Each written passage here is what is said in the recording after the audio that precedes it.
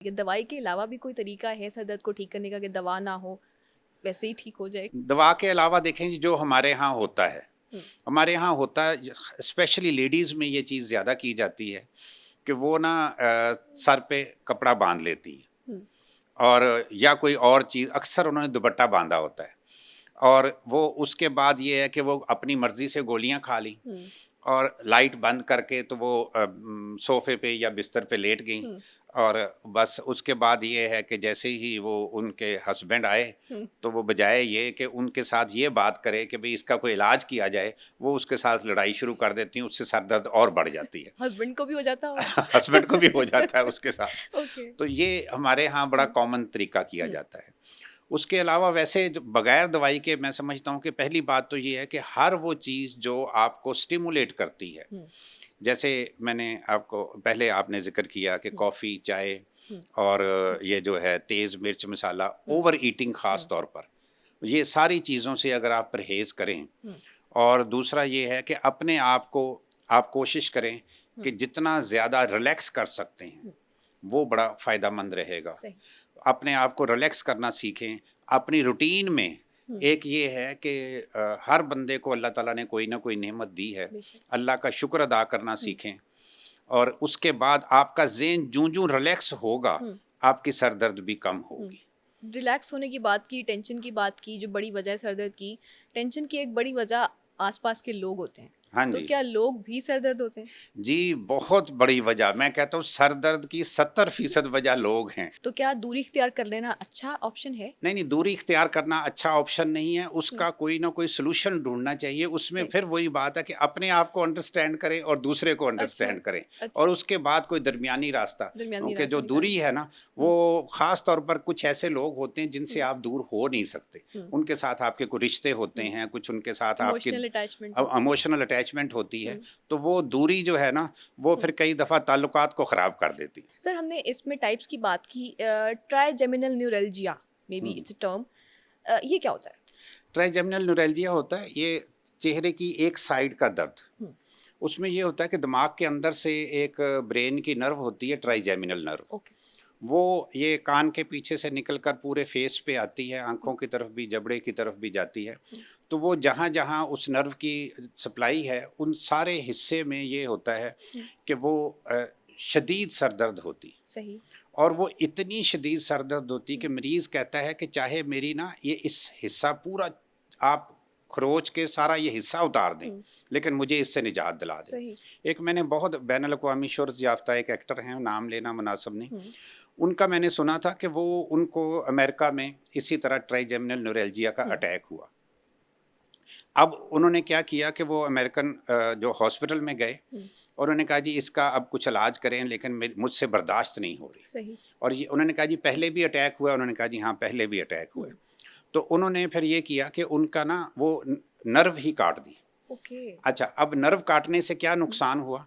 Nerve काटने से नुकसान ये हुआ कि उनकी ये जो एक साइड की सेंसेशन है ना, वो मुकम्मल ख़त्म हो गई। सही। चाहे उनको एक साइड पे आप थप्पड़ मार दें, सुई चबो दें, उनको महसूस नहीं मतलब होगा। एक्टिंग करना ज़्यादा आसान हो गया होगा। हाँ, एक्टिंग करना ज़्यादा आसान हो गया, ये सही ओके। बात। तो ये है, लेकिन इसका ट्राइजेमिनल हुँ, न्यूरैल्जिया का ट्रीटमेंट है। हुँ, वो ये है ट्रिगर पॉइंट थेरेपी, मेरे पास पेशेंट्स हैं जिनका मैं वो हुँ, करता हूँ। हुँ, तो वो ट्रिगर पॉइंट थेरेपी के ज़रिए लोकल पॉइंट्स जो-जो उनके टेंडर पॉइंट्स होते हुँ, हैं, वहाँ पे लोकल इंजेक्शंस लगाए जाते हुँ, हैं, मेडिकेशन दी जाती है। हुँ। तो ये 5-6 महीने में ये परमानेंटली ठीक हो जाती है। ओके, तो आपको वेन काटने की ज़रूरत नहीं, नहीं नहीं, है। नर्व काटने की ज़रूरत नहीं अच्छा, होती। इसके आपको क्या लगता है कि ट्राइजेमिनल न्यूरैल्जिया या डिफरेंट टाइप्स की हमने बात की, माइग्रेन की बात की, किस जो टाइप के जो सर दर्द के लोग ज़्यादा आपके पास आते हैं? आजकल पाकिस्तान में सबसे ज़्यादा प्रिवेलिंग कौन-सी इस तरह की टाइप है? पाकिस्तान में तो सबसे ज़्यादा टेंशन हेडेक है। अच्छा।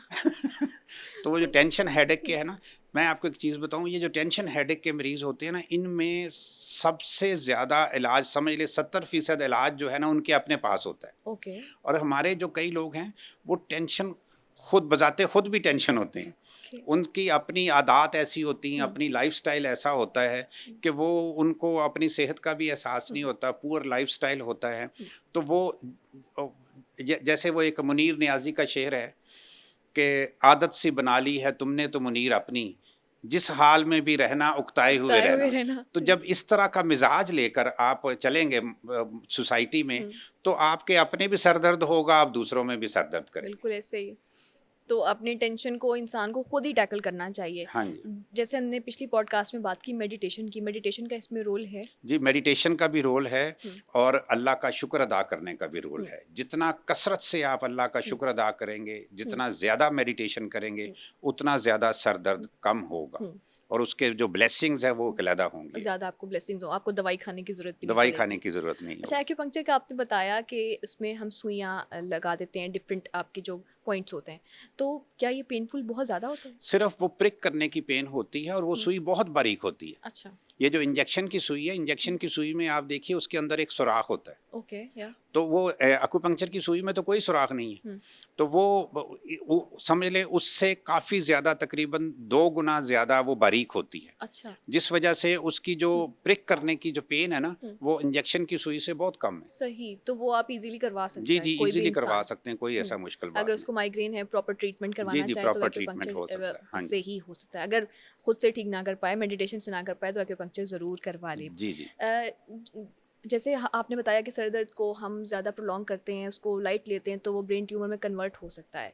अब एक आम इंसान, उसको प्रोलॉन्ग सर दर्द है, तो वो क्या, वो उस वक्त वो सेल्फ मेडिकेशन चले अगर नहीं भी कर रहा, तो वो क्या डॉक्टर जनरल फिजिशियन को दिखाए या डायरेक्ट अपनी कोई एमआरआई करवाए, या उस वक्त वो उसको पहला स्टेप, मैं ऐसी पूछूं स्टेप बाय स्टेप हमें क्या करना चाहिए ताकि हमें पता चल, जैसे आपने कहा कि बहुत सारे डिफरेंट टाइप्स के सर दर्द होते हैं, माइग्रेन वाले को इवन पता नहीं होता कि बहुत सारे ऐसे टाइप्स होते हैं कि एक साइड पे दर्द हो रहा है, अब किसी को नहीं पता है कि माइग्रेन है, तो वो तशखीस खुद से आम इंसान नहीं कर सकता, उसको फिर क्या करना चाहिए? पहली बात तो ये है ना कि मैं तो कहता हूँ कि वो दवाई भी खुद से ना खाए। अच्छा।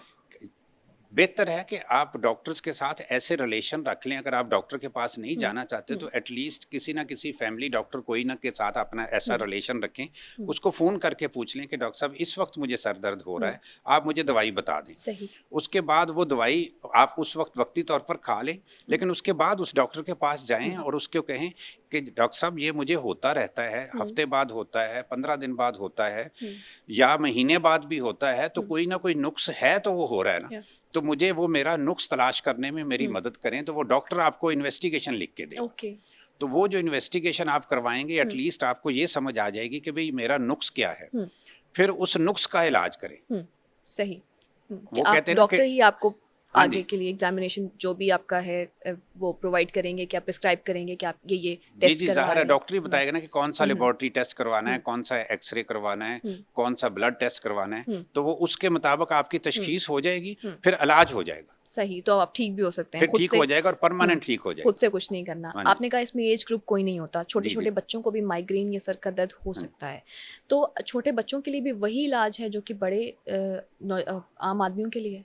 जी, बच्चों के लिए भी वही इलाज है, लेकिन फ़र्क ये है कि छोटे बच्चे हैं तो वो छोटे बच्चों के डॉक्टर के पास उसको लेके जाना चाहिए। वो डॉक्टर की थोड़ा-सा तब्दीली आ जाती है, लेकिन अदरवाइज़ वो जो है इलाज तो उसका है।